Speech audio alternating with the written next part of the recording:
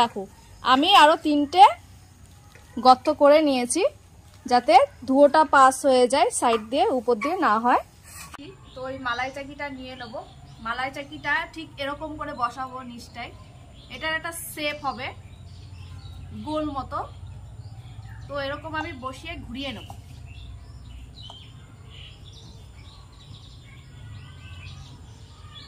একটা দাগ হয়ে গেল।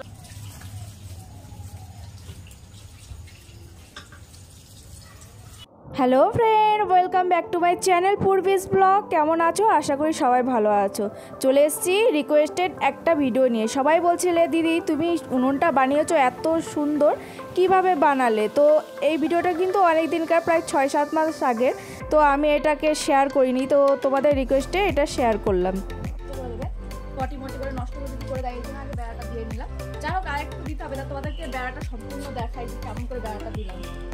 আমাদের বাড়িতে কুকুরের খুব উৎপাত, কোনো কিছু শান্তিমতো করা যায় না, তাই আগে বেড়াটা দিয়ে নিলাম যাতে কুকুরের উৎপাত কমে।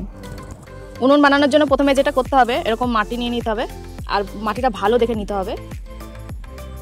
আর এই যে ঢিলগুলো দেখছো, সেগুলোকে ভালো করে ভেঙে দিতে হবে। আমি এখানে নিয়েছি 2 রকমের মাটি। এটা নিয়েছে এঁটেল মাটি, যেটা বলে আঠালো মাটি, আর এটা নিয়েছি তার থেকে একটু কম আঠালো মাটি। এবার বেশি আঠালো দিলে কি হবে, ফেটে যাবে, আবার কম আঠালো দিলেও ফেটে যাবে।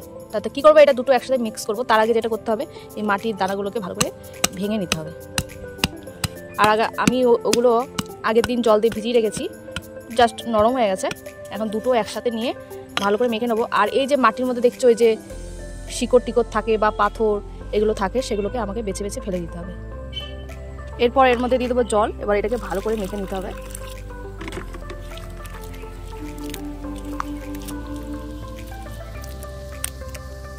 খুবই দরকার এই কাঠি মাটিগুলো বেছে নেওয়া, নাহলে কিন্তু খুব অসুবিধা হবে করতে গেলে।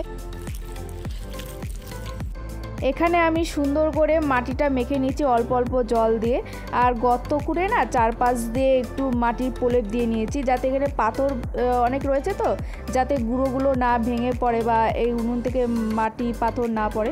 তারপর দেখো একটু কায়দা মারছিলাম মাটিটাকে নিয়ে, যে যাই হোক আমি তো কিছুই পারি না, তো কায়দা মারতে পারলাম না, আমি ক্যাচ নিতে পারি না বিশেষ করে। তো এরপর মাটিটাকে আমি আস্তে আস্তে করে গোল করে নিচ্ছি। এটা কিন্তু অল্প অল্প করে দিতে হবে।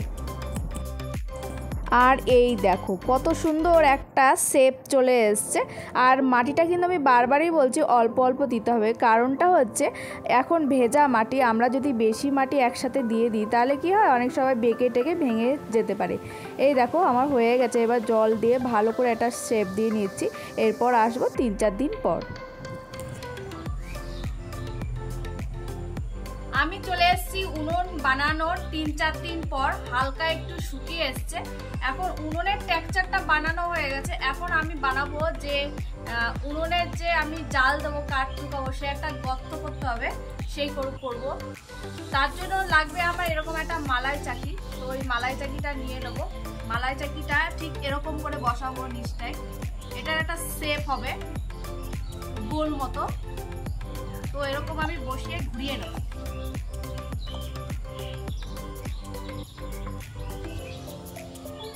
একটা দাগ হয়ে গেল, এই দাগ বরাবর। আর মশা, প্রচুর মশা এই জায়গাটা, যেহেতু বিকেল হয়ে এসছে, মশা তো উৎপাত করবে। বিকেল হয়ে এসছে, আর এখন আমি যে গোলটা হয়ে গেছে, এখন এটাকে আমি আস্তে আস্তে এই গোল বরাবর এগুলো খুলে নেব মাটিটা।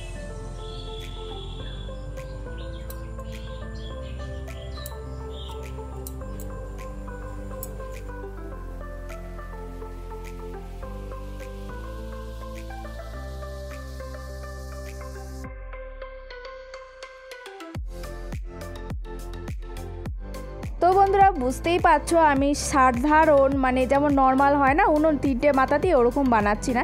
একটু আলাদা রকম চেষ্টা করছি, যাতে হাঁড়ি কড়াই হয় না সেগুলো যাতে কালি কম হয়। এর জন্য নিচ দিয়ে ফাঁকা করছি, উপরটা ফাঁকা করছি না। তো এরকম ছোট একটা মালাই চাকি নিয়ে এটার একটা শেপ বানিয়ে সেখান থেকে মাটি বের করে ভালো করে হাত দিয়ে ঘষে নিচ্ছি। দেখো একটা শেপ চলে এসছে। তো এটা 3-4 দিনের মধ্যেই করতে হবে, যাতে মাটিটা নরম থাকে। বেশি শুকিয়ে গেলে কিন্তু আবার অসুবিধা হতে পারে। এরপর যেটা করতে হবে, আমার তো মুখটা করা হয়ে গেছে। এরপর এটাকে ভালো করে জল দিয়ে সুন্দর করে একটা শেপ করতে হবে, মিলিয়ে দিতে হবে। যেহেতু মাটিটা এখনো কাঁচা আছে সেহেতু আমার হাত দিয়ে কাজ হয়ে যাচ্ছে।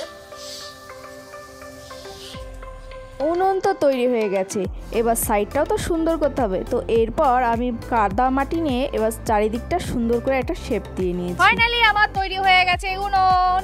আর এই দেখো উনুনের শেপ, চারিদিক দিয়ে তোমাদেরকে ঘুরিয়ে দেখাচ্ছি।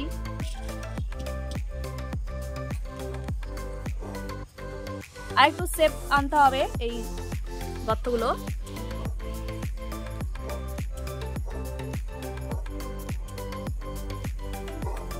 দেখো আমি আরো 3টে গর্ত করে নিয়েছি যাতে ধুয়োটা পাস হয়ে যায় সাইড দিয়ে, উপর দিয়ে না হয়। আর এই যে পুরো উনুনটার লুক।